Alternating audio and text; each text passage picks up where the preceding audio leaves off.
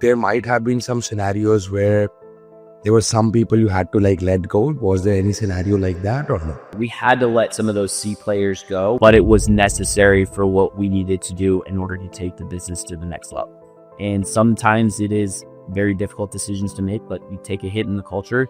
But to take one step back to maybe take 2 steps forward was necessary for us. Right customers and the right companies that you can deliver and execute at a very high level profitably is key. You're a sales leader, right?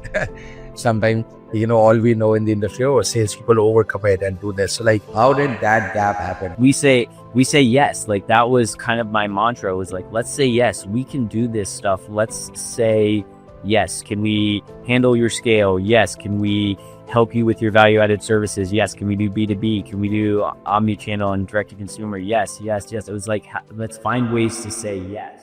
Welcome everyone to Execution at Scale, episode 3. As you know, I'm Vikrant Neb, founder of Leanify and Curator. So this series is because the conversations in this industry generally happens in the hallways and over the coffee, not generally on the stage. So I just wanted to change that. And today I have Michael DeFabis with me. He's a senior leader at IDS Fulfillment powered by DHL Supply Chain. He spent over 15 years helping IDS grow from a $20 million regional brand to a $100 million national platform, which is commendable. And like Mike, I would love to hand over to you, and like if you would like to add anything before we go into it. Yeah.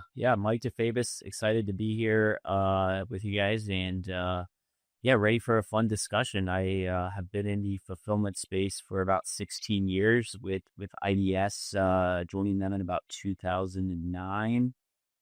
So it's almost 17 years now, and then taking that business from what it was way back then through that journey, and through an initial acquisition of DHL that purchased us in May of 2025 into a new life of working for and with DHL. So excited. That's awesome. And like, that is a very interesting journey. And like, as like most of our listeners like are very much into the space, so they might know a little bit about the story, but for the ones who don't, can you tell me a little bit, how did IDS start? I know your dad started it. So like, how was that, like growing up in that, like just a little bit around that before we go into less fun stuff?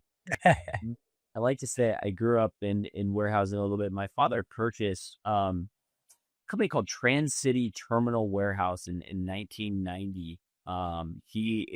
It was a very traditional 3PL warehousing business, pallet in, pallet out.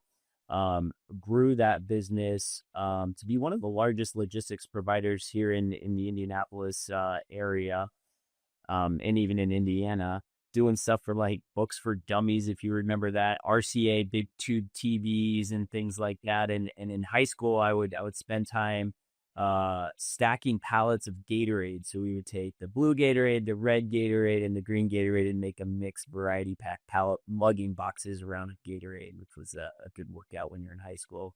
So ultimately selling that company to a private equity roll up in 2000, and that he was chief operating officer at the time. We had relocated the family to Nashville, Tennessee, and he spent about a year as their chief operating officer and left that business due to just opposite strategic visions. Private equity really focused on bottom line growth, and my dad more of a strategic thinker, wanting to align more on integrating these businesses, working under one operation, having a long-term vision. They were very short vision sighted, and ultimately that led to dissolving that business in about 2007.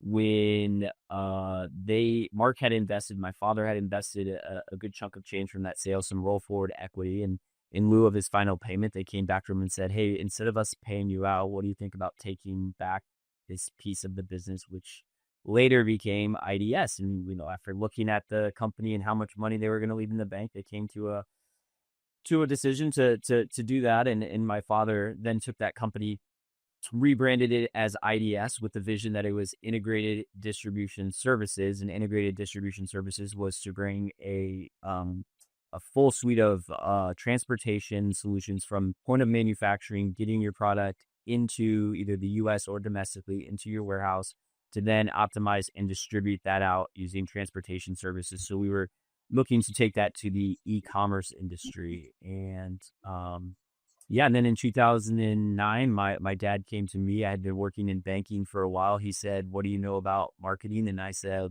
"Nothing." And he said, "Great, you're hired." And I tell people the time, so I'm nepotism at its finest. But what that led me to do is I needed to learn every bit of the business and learn everything that I could. So I worked back in the warehouse, worked in IT, worked in finance, worked in operations, all of that just to learn the business, all while doing the marketing, the sales, to ultimately my passion, which is sales and commercial and dealing with our customers, and that's my role today.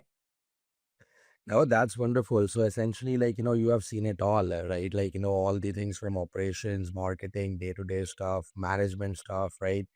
And like, always what is interesting is because I've worked a lot with like family businesses in my career. So like the most fun part is that like I guess like you're working at the office and also working when you're home, right? That is unique. Fortunately, my dad and I have something in common outside of work, which we're both very passionate about golf, and so we have that in common. So that helps in sports. But yes, fortunately for me, there was it was a lot of growth. There was a lot of good times. There was a few rough patches, but for the most part, it was good. So those family, Thanksgiving dinners weren't too awkward, and that. But yes, if times were bad, it could be very awkward, I'm sure. For sure. And like, by the way, out of the context, but I took some motivation from you. I started learning golf. I had my first lesson a couple days back. Oh, So nice. next time we'll meet on the golf course. That's all right. Get ready for the long journey of learning golf and being as frustrated as everybody else that play. Yeah. Awesome. So like, uh, you have worked like, in different departments, operations, sales, marketing, like, everything. So what would you like, and like you ended up choosing sales, which is your passion, then that's awesome.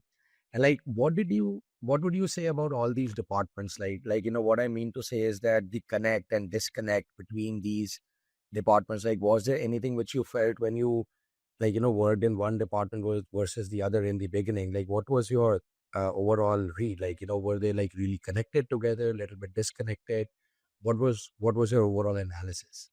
Yeah, so to take a little bit through that journey, I always say this. Being the owner's son and being in a family business, a lot of people go in with the mindset that, hey, I get to be president or I get to be CEO and I'm the next in line, and they trained up that way. And, I kind of looked at it in terms of, hey, I get to do what I'm passionate about and get to do what I love. And for me, it was sales. And for other people, it may be a forklift driver, right? Like, but you can be the highest paid forklift driver. That's the best thing that family business gives you is like, hey, you get the opportunity to do what you love, Yeah.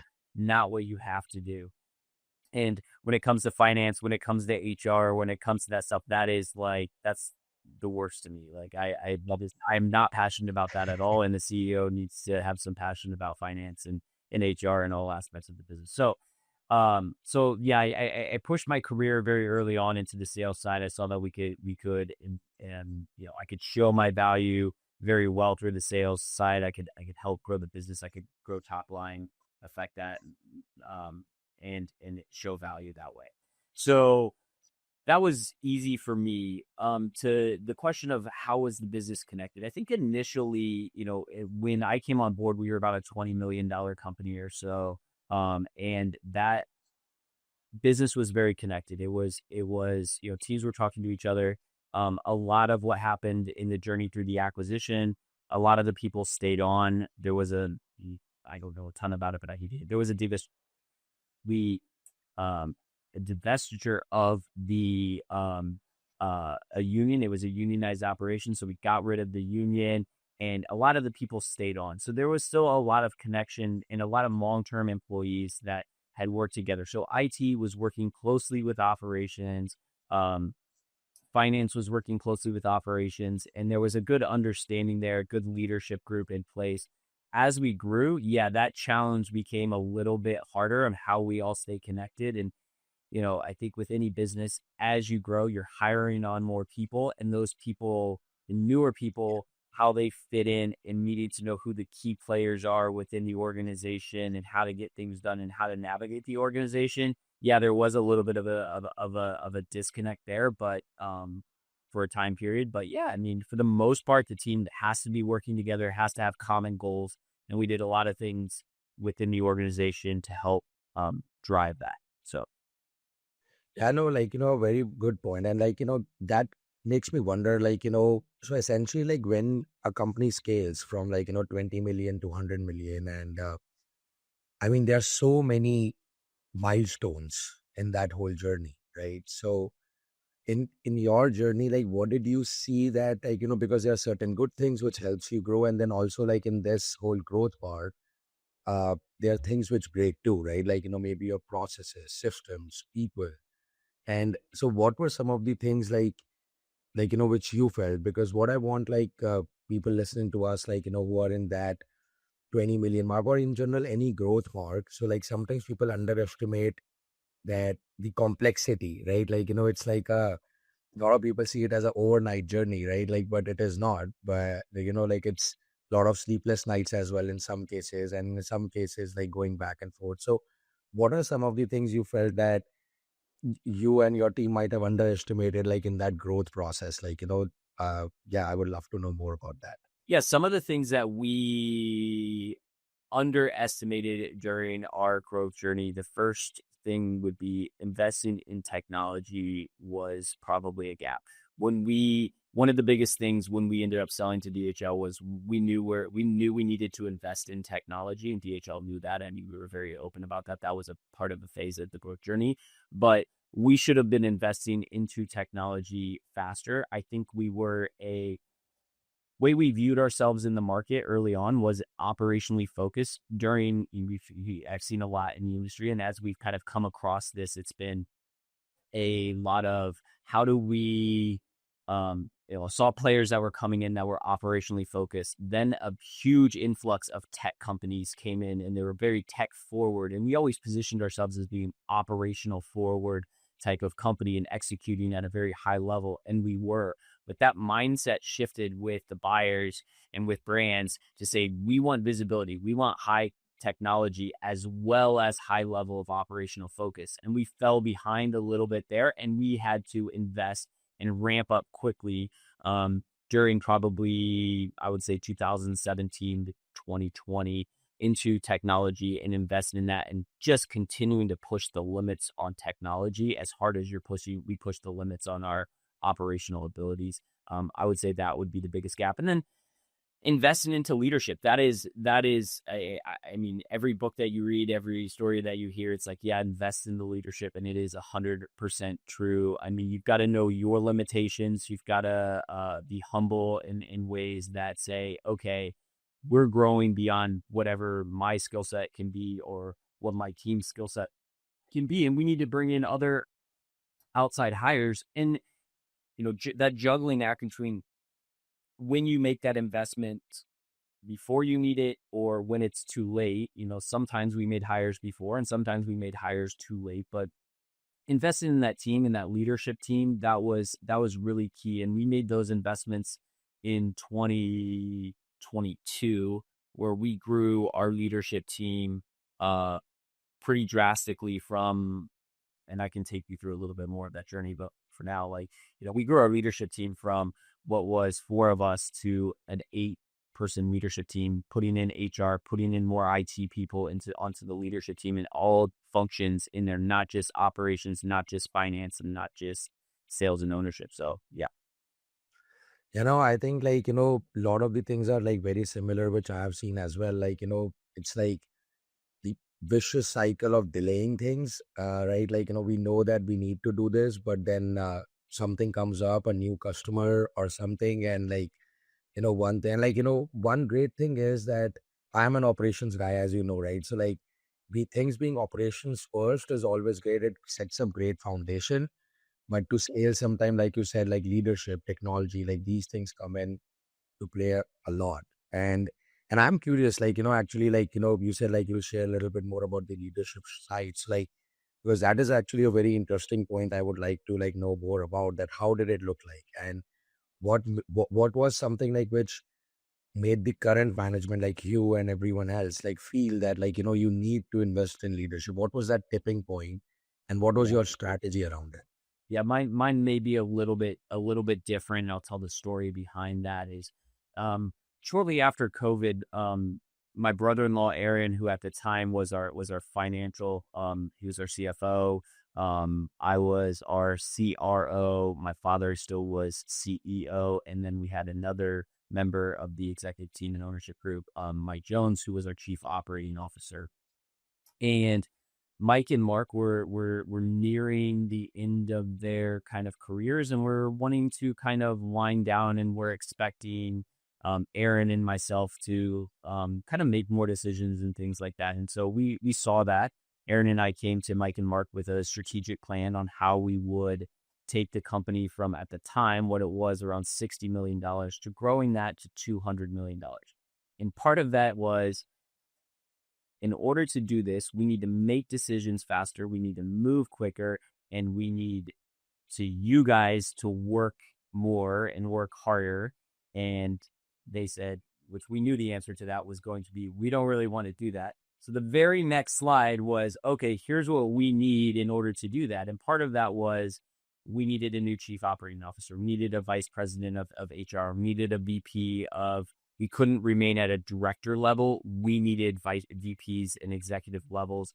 And then we also needed guardrails as to what decisions can we make as an executive team versus what decisions do we need to take to the board of directors to get approval on. And so setting those guidelines up so that we could move that business forward, that was where we saw it.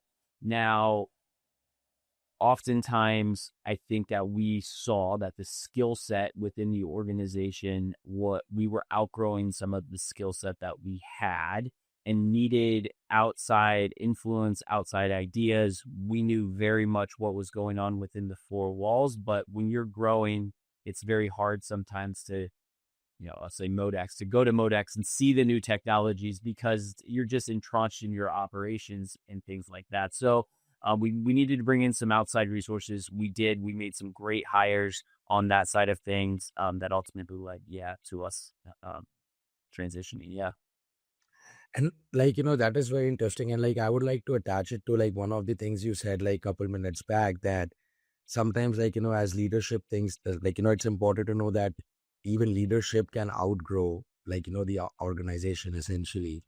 So, like, how do you go about like finding people, right? Like, what I'm trying to, I guess, say, like, let's say, like, I'm really good at operations. I kind of know what needs to be done, but my ceiling is still like, $100 million thinking, let's say. So how do I go ahead and hire someone who can take me to half a billion or a billion, whatever, right? Or whatever the growth goals are. So how do you go through that hiring process? I'm curious. Yeah, one of the key factors, especially around the, I mean, I really in all aspects, but specifically around the chief operating officer, that hire was made, and he had approved. Both of the people that we narrowed it down to at the time had a history of working with companies our size and taking them bigger, and even working with larger organizations in their past. So they knew and could bring some of those ideas and concepts of how a large organization operates, some of their structure to that, and discipline that they were able to bring to the table.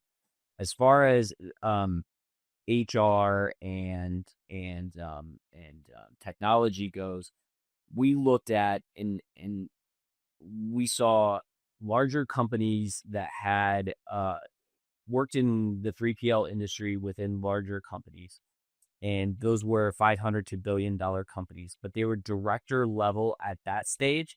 And we were able to give them a vice president title. So I truly believe that they had the skill set that we needed and the know-how that they needed at the director level within that organization, but a bump up in title, a little bit more pay within our organization allowed them to kind of, I think, was attractive to them to get a VP title and have control and decision-making power and a seat at the executive table for a lot of that. And that was very attractive to a lot of the hires that we made. So No, I think that's a very great point. And because like a lot of like people I work with, they also ask me the same question. And this is exactly like, what I say, like, that when you bring in like someone from a really large organization, that's also a problem. So like you said that you were at that, right? Like, you said about like half a billion-dollar organization, which is like 5x, 10x of your current size, and not like 100x your size, right? So that's Right. also a mistake some people make, because there's a big mismatch in expectations. And during this whole, like, I would say, like, let's call it restructuring of the leadership and overall, right? Like, there might have been some scenarios where there were some people you had to like let go. Was there any scenario like that or no? There was scenarios. So the initial hire that we made, um, post COVID, we hired a chief operating officer who we gave a very distinct goal, and he knew we had a lot of revenue and we needed to make that revenue more profitable. We had to up our game. We had to take what we had as a organization at the time, which was formally probably a lot of A players, but as we grew, those A players became B players and B players became C players because expectations rose. And that's one of the best things that we did is we just continued to push the bar on expectations. But what we needed was somebody who had a financial acumen, who had a mindset to come in and transform um, and push profitability within the organization. He did that extremely successfully. What came along with that was a detriment to culture. We had to let some of those C players go. We had to upgrade talent to get more A players at the time on our team. And that was not easy on the organization, but it was necessary for what we needed to do in order to take the business to the next level. Once that happened, we needed a hard reset from our chief operating officer, um, as far as pull back on the not necessarily the profitability, but let's pull back on the culture. Like the culture took a hit. We need to reshift the culture, build back up the culture, and do it that way. Um, Fortunately or unfortunately, he did not have that skill set to do that. So we had to part ways with him and bring in another chief operating officer in 2024 Yeah. that was more culturally focused, more customer centric, and could really lead the organization and redirect the organization back to what we had was really good profitability, back into, hey, let's maintain this profitability, but let's shift the culture to be a great place to work and people wanting to come in and do that. And he was able to do that very, very well. So there was, and I think through a growth journey, there comes times where there needs to be that cultural shift and just recognizing what the culture is and the pulse of the organization. And sometimes it is very difficult decisions to make, but you take a hit in the culture, but to take one step back to maybe take two steps forward was necessary for us. So Yeah, definitely. And like, I think like one of the challenges, like, like you mentioned and related to that is that, let's say like we have an employee taking care of like 10 things, let's say like, it could be any department. And then now as we are growing, like, we need to get like little bit molecular in terms of like, what everyone can do. Now, whether or not this person can be promoted high up, or we need to get someone from outside, like you said. So there's a lot of like, I guess, friction sometimes where to that why did not the person from the internal team get upgraded? Like, so yeah, I kind of call it like helicopter landing. So like, someone just comes in and then like, it's like leading like, team of 10 people. So their leader kind of sometimes feels that, oh, like, why did I not get promoted? yeah, that happened, specifically on our IT side as we were growing that group there and made that vice president hire, that VP hire, excuse me, on that side. We did have an internal candidate apply who was probably qualified, could have done it. How looking back on it, when you have an internal candidate, their strengths and you also know their weaknesses, and so it's hard for them to hide their weaknesses. Um, but we felt that we needed um, a an outside viewpoint, somebody to come in and look at the organization. But one of the key drivers in that, the internal candidate did not get the position, and we hired outside, but he did stay on, and he's still with us today. The BP that we hired is had moved on, and he moved on post acquisition, so he didn't want to stick around. However, it was strategic in the nature that we, again, needed that outside kind of viewpoint, but we also needed them to come in with an understanding that there's a lot of good things that this team brings, and you do have a strong team. We just need to elevate that to the next level and take the framework and the foundation that we built within the organization and just build upon that. And so, his mindset was relying heavily on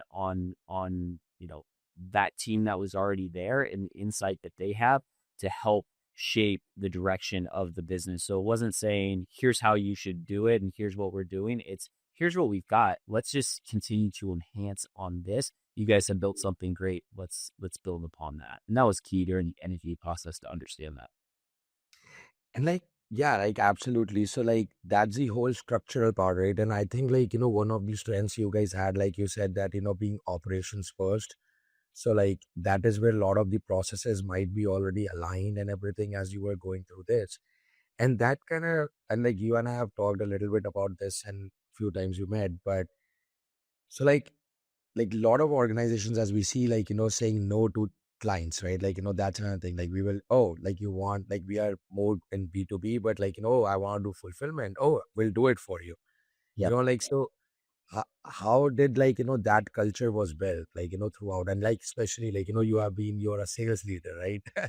Sometimes, all we know in the industry, oh, salespeople overcommit and do this. So like, how did that gap happen, right? Like, it's funny, like I was talking to someone just yesterday and they were going through a tech implementation with some company and they're like, oh, like, we saw all this in the demo, but like when the implementation was happening, I was like, oh, I want this. Oh, no, no. That was just something we are thinking about doing, but we don't have it. So like same thing kind of applies to every industry. So what are your thoughts on that? And like, share a little bit around that. Yeah, you're talking right up my alley now when we're getting into things like that. That's what I'm passionate about. And that's, yeah, I mean, I'm laughing a lot because what you're saying is companies say yes to a lot of things. And if you wanted to go down a rabbit hole on YouTube and find a video that I did early on in my career, it is still out there. Somebody found it, and it was like we say yes. Like that was kind of my mantra. Was like, let's say yes. We can do this stuff. Let's say yes. Can we handle your scale? Yes. Can we help you with your value added services? Yes. Can we do B2B? Can we do omni-channel and direct to consumer? Yes, yes, yes. It was like, let's find ways to say yes. And I think as an early company, that's okay to do. Like you've got to kind of figure your niche out. But no, I wouldn't say very quickly. I would say that video was probably done in 2012, 14-ish, sometime in there.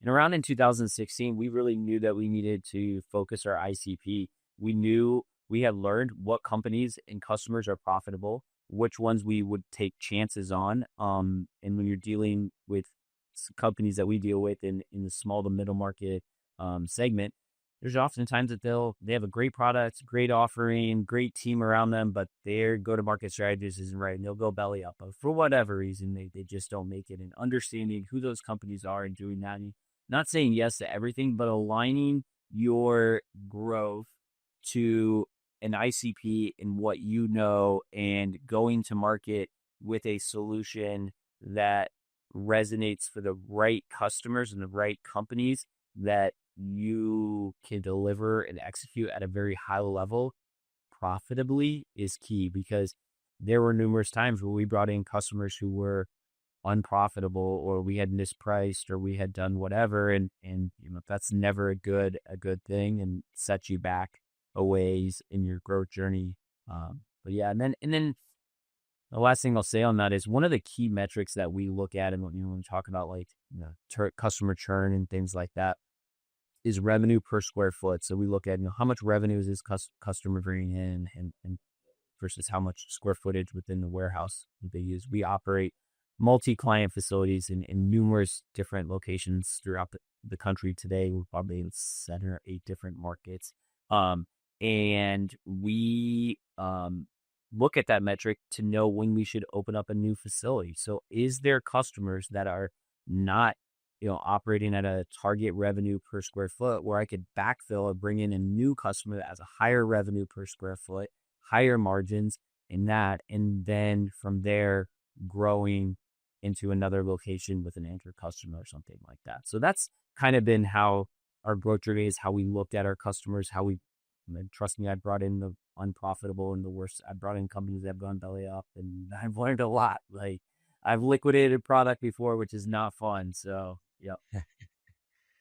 Yeah, and like, I think like, this reminded me of one of the things we talked a little bit about when we met in Long Beach, that like, you guys had a very specific ICP, and like, that's something which I felt very unique, like, because in my opinion, kind of goes beyond ICP, like what you just said too, right? Like you're really thinking about that. Okay, like I'm getting this brand onboarded. Okay, they are doing like 500 orders a day. It doesn't matter, but like, what is their go to market, right? Like, will they scale to like 2,000 orders a day in year or 2 years, whatever, right? So I think that was a very, very unique thing, according to me, at least, like, which I heard from you, that like, I've never seen companies like think about their clients, because that has been one of my mantras too in my companies. And even when I was doing consulting, that as much as it is important to know about your business, you need to know about your customer's business too, because at the end of the day, like, it's all related. So I was like, it was really good to know that. So like, tell us a little bit more about that, right? Like, how did that strategy come up? Like, as you said, like earlier, okay, like 2012, we can say yes to everything. Then it goes to that, like, how did this thought process come in? Like, let's look at their go-to-market strategy. Can they grow or not? Because that is something I believe like is very, very unique. Yeah. Most companies Um, don't think like that. Specifically how we kind of narrowed down our ICP, it's nothing earth shattering here. We looked at our customer base and said, okay, which ones are profitable? What do they do? What do we do well for them? Which ones are unprofitable? Why are they unprofitable? And is this types of business that we don't want? And we didn't necessarily segment our ICP down to industry specific, although looking back on it, maybe I could have been a little bit more industry specific. But the way that we looked at it is we said, whether I'm shipping an apparel, t-shirt, kitchen knives, vitamins or supplements, or cosmetics or whatever that might be, we still ship picking, packing, and shipping. There may be some different regulations around the food and beverage things. We had those regulations, and that was kind of a little bit of a differentiator for us. But what we looked at as our ICP was fast growing companies early on in their growth journey. So small to medium sized market. We did not want to be the entry level. We did take chances on people entry level, but we were very selective. Some of my biggest customers today, I ship their first order for. We shipped the first order for Wow. beauty counter. Beauty counters are no longer more. We shipped some of the first orders for Chubbies at the time. We did a lot of those. So we took chances on a few of those. However, we looked at it more from not their entry level fulfillment company, that next level fulfillment company. So you got Wow. an established brand. Your e-com is good. We wanted to be the next level where we would be omni-channel, help you get into Target, help you get into Nordstrom's, help you get push more products into Amazon, all of that stuff, doing that value-added service that retailers require while doing the e-commerce. We said, hey, we're going to focus in on our parcel strategy. So benefiting from using our parcel accounts and shipping accounts, benefiting from our location. So at the time we were in Indianapolis and Salt Lake City, was it part of the value prop to this company to be in a strategically placed location there? Again, we looked at the value added services. Did they have kitting? Did they have other things like that? Kitting and value added services was a huge piece in the way that we leverage labor within our facility and things like that. So we came up with, let's call it 8 to 10 boxes that said, hey, if you check 5 to 6 of these boxes, we have a high percentage to win, and we believe that we have a strategy and a value prop that will resonate with them. So we looked at it from that standpoint. And then, you talk about companies in their go-to-market. Like I laugh because there's some companies that I look at and I'm like, okay, they're so focused and narrowed on who their customer base is that I'm like, even if you quartered that market and every person that was, birthday was on May 6th, like, right? Like how big is that market? Like, so, you kind of got to look at that and the growth there. But yeah, it's in their go-to-market strategies and who's backing that company, like what's their financial history? What are they in Series A? Are they in Series B funding? talking through them. One of the biggest things is talking to your customers, and we all say it, but understanding that partnership. It's not just picking and packing orders, but what is their strategic plan? What is their growth journey? How can we find ways? It's always cost driven. Is it improving the bottom line, or is it improving top line? Is it trying to get closer to the consumer? Is it getting more repeat business? What are those things that your strategic plan is, and let us as a fulfillment company help with that as a partner. So Yeah, no, I think that's like I mean that's that's pretty much covers what I wanted to cover in this session, but we still have to burn through 10 minutes, I guess. Because yeah, what you just said is the key of the entire thing, right? Like, because again, like narrowing ICP too much, or and like you said, like May 6th birthday, right? Like good analogy. And because you have to have a right balance in it too, and sometimes that is the balance where people find the most difficulty in, that what to say no for, what to say yes for. yeah, And like it, I mean, I've seen so many times, I was actually having this conversation just couple weeks back with someone. I'm helping them with their operation side of things, that so they don't have any appointment scheduling system for containers coming in. It's more like first in first out, and they're like a decent $10+ million revenue company. And and their customers are somewhat okay with it too. Trucks are waiting, and I'm like trying to understand how is this working. And again, it goes back to, like you said, your customers, what their processes in general are, like what does it look like to support their growth, right? Because if they're overall not organized, that's a problem as well. Plus, it kind of goes to their adds on to their point as well, that will they be able to grow, let's say from X orders a day to 10x orders a day in like 3-4 years. And those are also like very important aspects when I believe getting a onboarded customer, because at the end you're looking at it as a partnership, right? And it's not what you're looking at what they're today, what they will be in 5 years, because that's also determines where you will be. Because like a 3PL is not like a software SaaS company that you get 2000 customers and all that. I mean, you can at certain level, but they're yeah, like some key customers, 30, 40 customers, which is kind of driving the growth at the end of the day of 3PLs as well.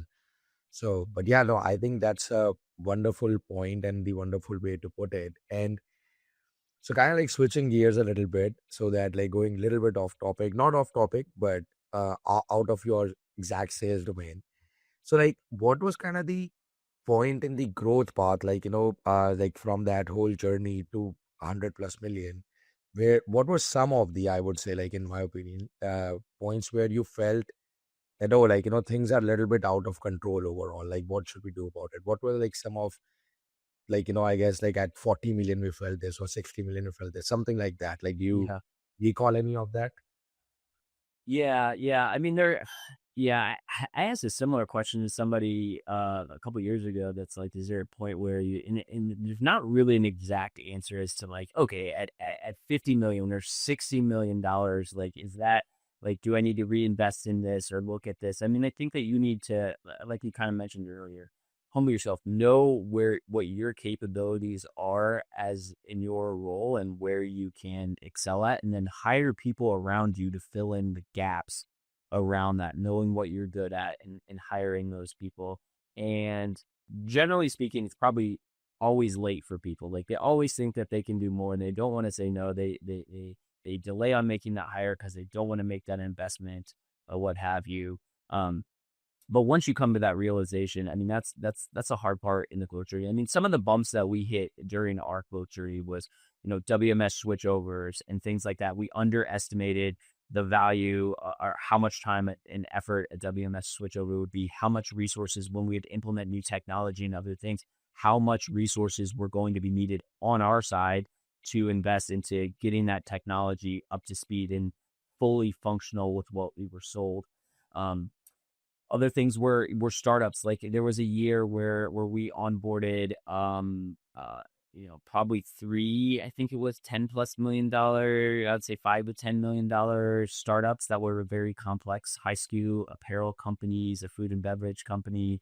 And really knowing that having the team and resources, we wanted to say yes to all of those opportunities, which led us to some hiccups during startup, right? Like it happens, and it fortunately we were able to get those customers to a right place, and we're still customers today. However, those startups were rough and hurt the financials as well. I mean, you take a step back, and the I would say the time from go live to profitability was much longer than we had anticipated when we were spread so thin. There was a lot of hours, and then ultimately through the sale of the business, I say that was probably the most hype. That was like landing a plane during a hurricane, so that was a wild ride. But yeah, that growth journey there, and knowing what your capabilities are, knowing what you can do, not spreading yourself so thin. I mean, as we started to get multiple locations, even you started to add in Atlanta, we started to add in other facilities in Indianapolis, we added on Salt Lake City, we were adding on multiple locations. It was really coming down to, how do we get those operations to operate with the same culture, same mindset, same know-how that we do out of our headquarters and our other operations, hundreds and maybe even 1,000 miles away. That was very difficult for us, and you've got to make the right hires there. You've got to have the right people in place, and then you got to be willing to jump on a plane every now and then at the spur of the moment to go out and help out. So yeah, it was yeah. Yeah. I thought like living out of the suitcase was just a term, but like I realize it is not. It is a reality. It That's is. kind of what I live to. Yep, exactly, exactly. But so how many facilities did you have before you sold to DHL? Like what will you total? Before we sold to DHL, we had 3 facilities in Indianapolis. We had one in Atlanta, Georgia, and we had one in Salt Lake City, Utah. So 5 facilities. Yeah. That comes out to be six, I think. But anyway, Mm, so I get Three, one in three. Atlanta, one in Salt Lake. Oh, because you said two, I was adding two again. But so five facilities. So like you said, growing from one facility and adding another one. So what was especially like in a different city because you have to find a totally different team. Like, did you like get some of your team members from one of your Indianapolis facility, go Yeah. there, set things up? Like, how did that whole thing look like? Yeah, and part of that is, how, when is the right time to open up another facility? How do you open up another facility? Especially when you're multi-client, like where it's chicken or the egg. You need the customer before you have the facility. You need the facility before you get the customer. It's one of those things. Yeah, it was. I mean, the specific, and I'll talk to some of that, but specifically to your question of like, how did we do it? Yeah, it was a lot of travel. It was a ton of travel. It was a ton of sending the team down there. It was a couple months where the travel expense budget was $100,000. Like it was a lot, and it was it and it was a lot of nights. But again, we had to get the team, and it was even that team from that other facility coming to our other facility. So it wasn't just us going to them; it was them coming to Oh, us, learning that culture, learning the processes, working in accounts, doing things like that. So there was a lot of that.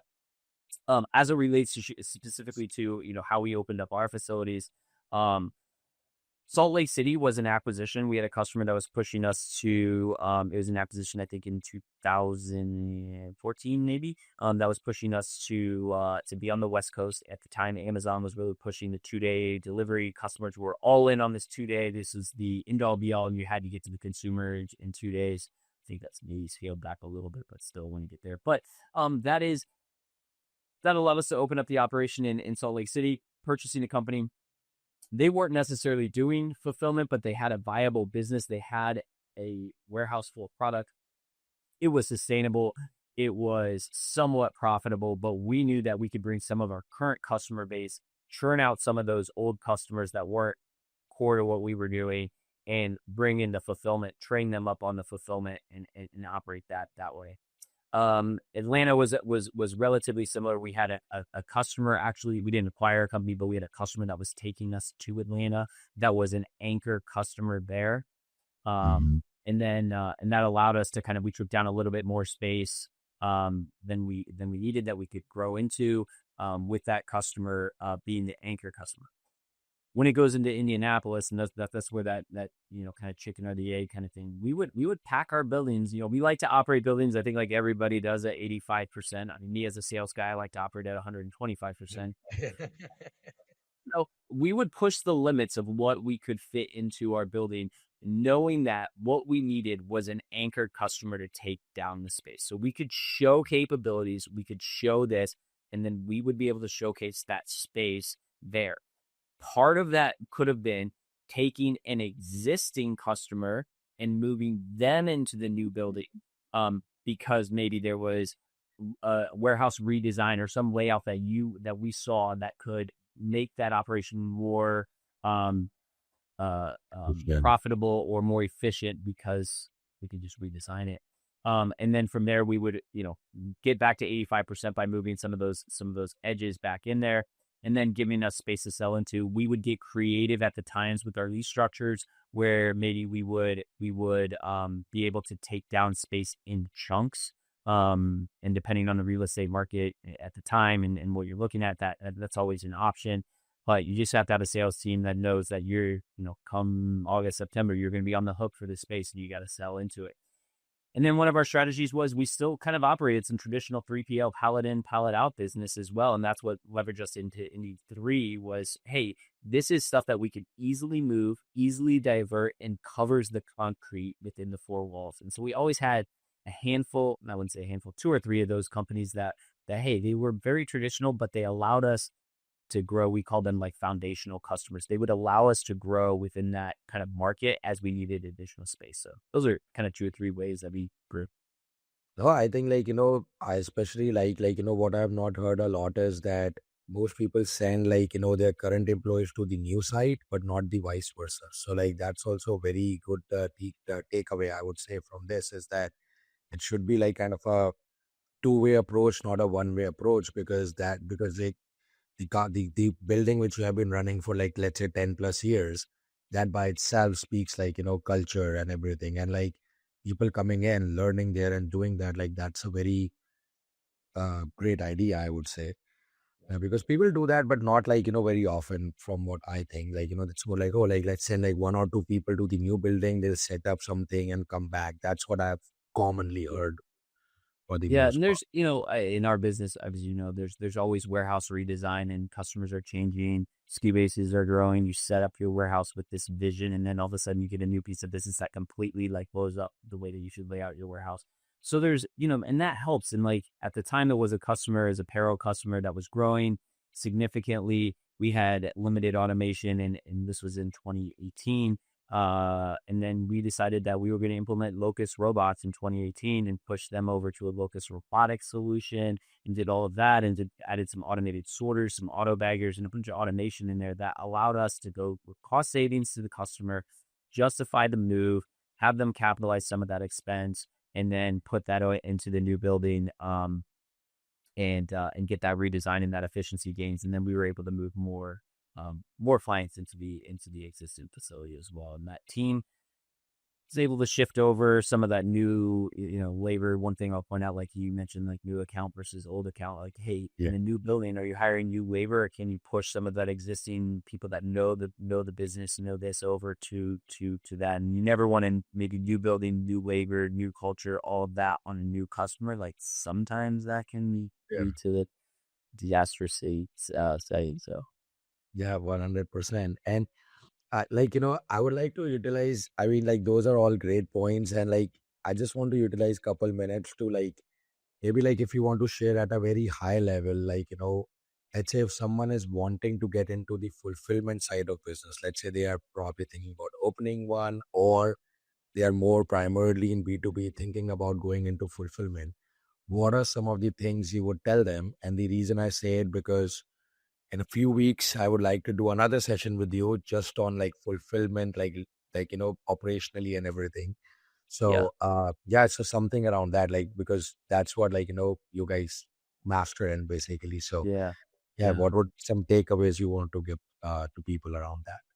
I mean, the easiest way I think, for companies to get into fulfillment I wouldn't go in with a new customer. I would look at an existing customer, maybe that is looking to get into e-commerce or has a product that they're selling in e-commerce, but maybe you don't do that, but you do a great job on the B2B, and maybe leverage that to kind of gain an understanding of this. It is not it's I say it's not hard because I live in it, but it's not overly complex. You're picking it's just a different unit of measure, boxing it up, doing that. The biggest thing is get your pricing right. But at the end of the day, if you're taking a chance on this, if you take a chance on a smaller, company that's shipping 150, 200 orders a day, something like that, that if you miss by a little bit, it's not going to crush your business, right? You're investing to learn. Set it up the right way. Make sure you have the technology. Make sure the systems, the unit of measure, picking, eaches rather than cases and pallets, and that is different. You've got to set up the unit of measure. You've got to set up your pick and make sure that your systems and processes are in place for you to be as efficient as Yeah. possible for that customer. And then just learn. I mean, ultimately, at the end of the day, I probably wasted through my career over $1 million just learning things. Like sometimes you've got to invest into learning, and maybe you go in and you lowball the pricing so that you can learn with the hopes that you gain the knowledge that you need to go back and, um, leverage that knowledge and expertise to go out and get that next customer or that next piece of business that's there. But again, it's hard to demonstrate that you are capable and of handling fulfillment and direct to consumer if you're not doing it or can't show it that day.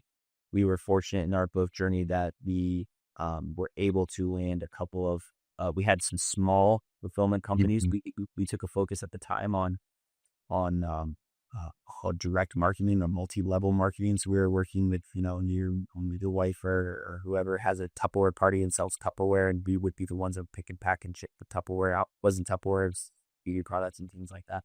But we got our kind of niche in there. Now that wasn't very big, but then we were able to land a large apparel company after that really took us from talking about doing fulfillment into showcasing on a large scale that we could do that. And once we had that customer, and there's still a customer today, once we had that customer, we were able to showcase our capabilities. And from there, it just kind of snowballed. Yeah. Yeah, and absolutely. And I think like what you said, like about like systems and technology, though, that like kind of like I think is the highlight because lot many times like operationally, pallet in, pallet out, or even building pallets B2B, everyone is used to kind of like single order picks, and which you can get away with if until you are like 50, 60 orders even for e-com while you're starting. But like having the fulfillment line, forward pick areas, all that kind of stuff, so that definitely adds on a little bit to the operational side of things as well, which is different. And so we are nearing the time. So I would just like to give the next 2, 3 minutes to you to basically conclude the whole growth phase. So what are some of the takeaways you would want someone from this? If they heard only last 2 minutes because they think Yeah. you and I are really boring. So Yeah. I mean, I don't know. I think we covered a lot. I appreciate the time, and as businesses grow, as you grow companies, I mean, it is not an easy journey. It's a fun journey. Our journey ultimately came to our outside that journey. That chapter came to an end with the acquisition of DHL, which was a huge strategic play for DHL. They needed a multi-client, multi-site. Network that would allow them to reach the small to medium sized markets, and we brought that value to them, and they saw that acquisition has been great. We're finalizing our go to market strategy there, but when you are in the trenches of it and you're working through, it is easy to kind of lose sight of all the cool things that happen. And then we closed that chapter in that book and started this new one, and I look back at that old chapter and just all the fun things. I mean, the journey from I talk about like just fulfillment and explaining what fulfillment was. At the time when I started, people didn't even know what fulfillment was. Like, what's fulfillment? And then to Amazon pushing, we talked a little bit about that, pushing that 2-day delivery and all of that stuff. To now it's like, okay, to early adoption of automation, and automation was starting to come in, and we talked a little bit about the influx of of tech forward fulfillment companies and dealing with those, and they're still out there today. And then, going into the ROIs on automation coming down to COVID and what happened there and implementation. Now you're automated, you got AI coming on, you've got, customers looking at, and I learned we saw each other at IWA. It was like, I was talking with guys about AEO. I had no idea. I was like completely shocked about AEO. I'm like, what is going on? So that's like AI SEO for A. And I'm like, man, this is like the journey of these companies and what's happening and the things that are changing so rapidly. It's crazy. And just having the vision to don't be so siloed in what you're doing, but talk to a lot of people, grow your network. I think the 3PL industry is insanely open Yeah. and willing to share and help people. I think that's mainly because there's more than enough business to go around for everybody, and everybody's not the right fit for everything, and always willing to help people on their growth journeys. And it's not a right way or a wrong way to do it, but ultimately at the end of the day, we're in it to make money and we're in it to build a good business. So Yes. Yeah, make money together and build the community, right? And like like if you want to know anything about AEO, let me know. I can yeah. So I need to maybe probably do a little 101 session on. I'll probably just AI what AEO is. yeah, ask like Lord that, oh, like what how do I rank on you? Right, Which I right. think is the answer, right? Like, No, but no, that's awesome. Thank you so much, Mike. Really appreciate your time and all your knowledge and offering to help everyone. So like that means a lot, and I know your time is valuable, and I really really appreciate you coming on and having this wonderful conversation. And thank you all everyone for joining in. And with this, we'll see you next time. all right, sounds good. See ya.